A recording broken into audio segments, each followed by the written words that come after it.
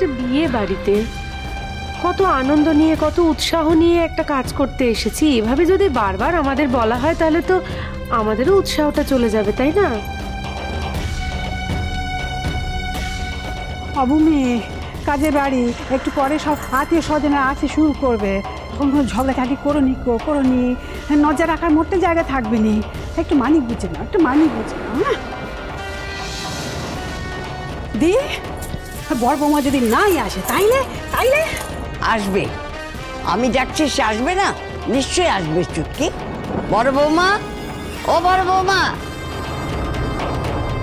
ও বৌদি হেঁটে আসো দিকে নিয়ে, তুমি যদি না আসো না আমি কাউকে ভাইয়ের কাজ করতে দেবো নি। হ্যাঁ সোনা চিঠি কি হয়েছে? হ্যাঁ বড় বৌমা, ছোটনের যে এখন হলুদ কোটা শুরু হবে সেটা কি তুমি জানতে? হ্যাঁ সোনা চিঠি, ভূমি তো ডাকতে গিয়েছিল আমায়। আমি বললাম যে ওরা যদি পারে করে নিক না, এমন কিছু তো আর ব্যাপার নয়। বড় বৌমা, তোমার না থাকাটাই সবচেয়ে বড় ব্যাপার, এটা নিশ্চয়ই তুমি বোঝো। হ্যাঁ এমন তো না যে আমরা অন্যায় স্বীকার করিনি মোটে। মা মা এসব আপনি কি বলছেন? আমি অত্যন্ত সাধারণ তুচ্ছ একজন মানুষ, আমার কাছে স্বীকার করা অন্যায় স্বীকার করা ছি ছি ছি ছি ছি। না না বড় বৌদি, তুমি কি চাও না যে ছোটনের বিয়েটা সুষ্ঠুভাবে হোক? মানে এই বিয়েটা তো বাড়িরই একটা বিয়ে নাকি? মায়ের থেকে মাসির দরদ বেশি। বাড়ি মেজো ঠাকুরপো, আমি কি চাই সেটা এবারে যিনি কর্তা তিনি জানেন, কাজেই আমি তোমাকে আলাদা করে কোনো কৈফিয়ত দেওয়ার প্রয়োজন বোধ করছি না।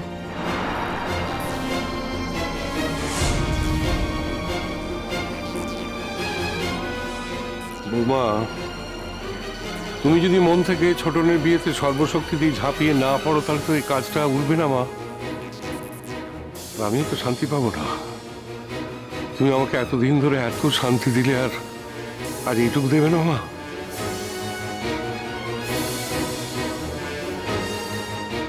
যাচ্ছি বাবা যাচ্ছি, ছোট ঠাকুরপোর বিয়ে ভালোভাবে উদ্ধার হয়ে যাবে।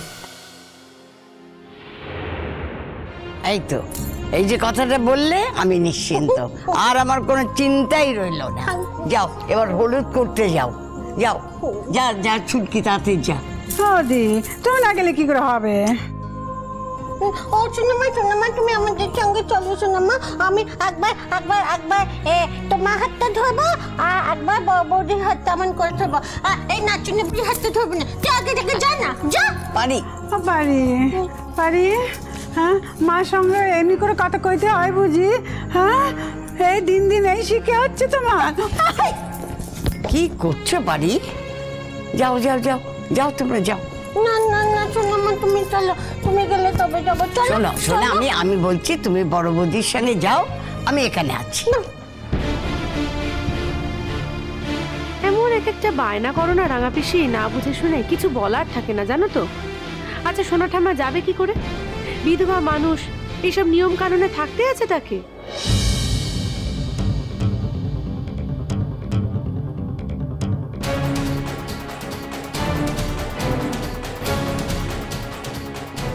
তুমি আমার বৌদি এবাড়ির সবার অভিভাবক, এই সংসারের ভালো কিসে হয় বৌদি ছাড়া আর কেউ সেটা জানে না। না, তাই আমার বৌদি গেলে যদি অমঙ্গল হয় তবে সেই অমঙ্গলকে আমি স্বাগত জানাচ্ছি। কেমন বৌদি, তুমি আগে যাও।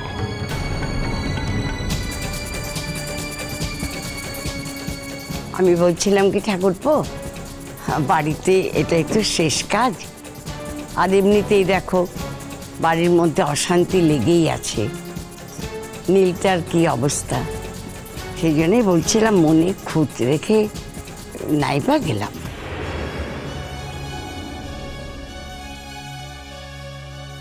তুমি না গেলেই মনটা খুঁতখুত করবে সোনা জেঠি। দেখো, তুমি ডেকেছো বলে আমি এসেছি, আর এখন আমি বলছি বলে তুমি যাবে। ঠিক হয়েছে। হ্যাঁ, কেমন মজা লো, কেমন মজা। আমার বড় বৌদির সঙ্গে না কথায় কোনোদিনও পারবি নি, বুঝেছিস?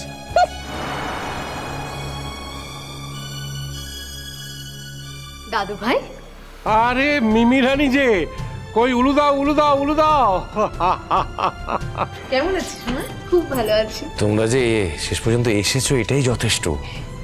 ছোটকার বিয়ার আমরা আসবো না, তা হয় নাকি? তুই এলে তোমার ভাই বলেই গেল। হ্যাঁ, আমার ভালো ছেলে, তোমার খুব আনন্দ। কি গো ভালো ছেলে, একদিনে বুঝি রাঙা কাম্মাকে মনে পড়লো? একটা তো খোঁজও নাই নিকো, ভুলেই গেছো বলো?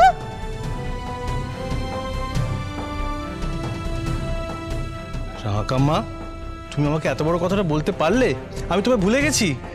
তুমি জানো আমি কতবার আসতে চেয়েছি তোমার কাছে, আর যতবার আসতে চেয়েছি ততবার তোমার ওই চেরি বলেছে আমাকে একা রেখে যেও না। তো আমি কি করবো বলো?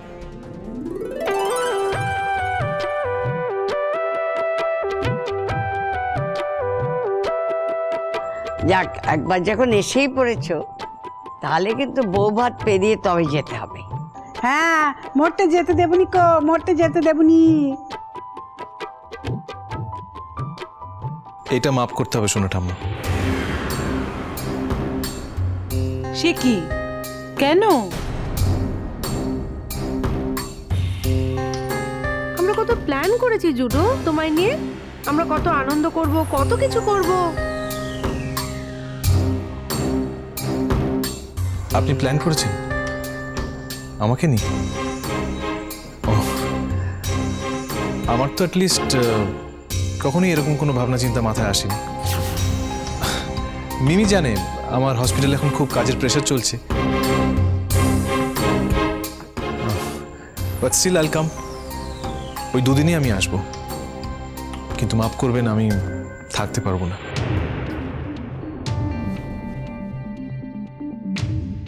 এই জুডো, তুমি না আমাকে চাকরি দেখিও না, চাকরি সবাই করে। ওটাই তো তফাৎ স্যার, সবাই চাকরি করে আর আমি সার্ভিস দিই। আর আমি যেটা পারবো না সেটা কেউ বললেও আমি পারবো না, কিছু মনে করবেন না।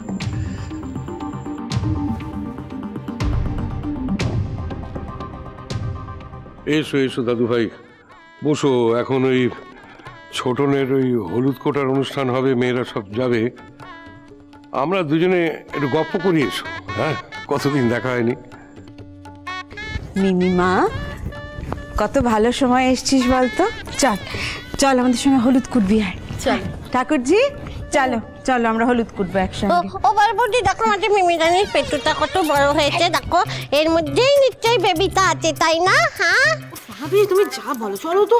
ও ভালো ছেলে, ভালো ছেলে। দেখো আমাদের মিমিরও কেমন ছেলেপুলে হবে, বাচ্চা হবে। শুধু আমারই ছেলেপুলে হলুনি বলো? হ্যাঁ বাবা, দেখো সবার ছেলেপুলে হয়, আমারই কোনো ছেলেপুলে হয় না। দাও না বাবা একখানা ওষুধ, যেটা খেলে আমার ছেলেপুলে হবে।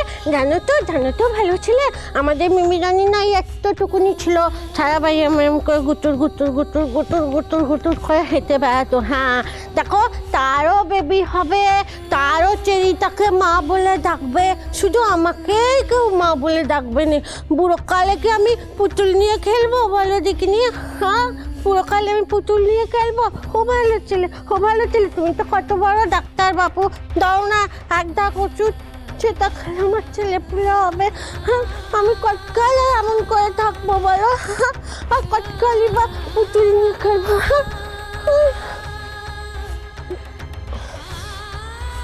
ঠাকুরজি চল।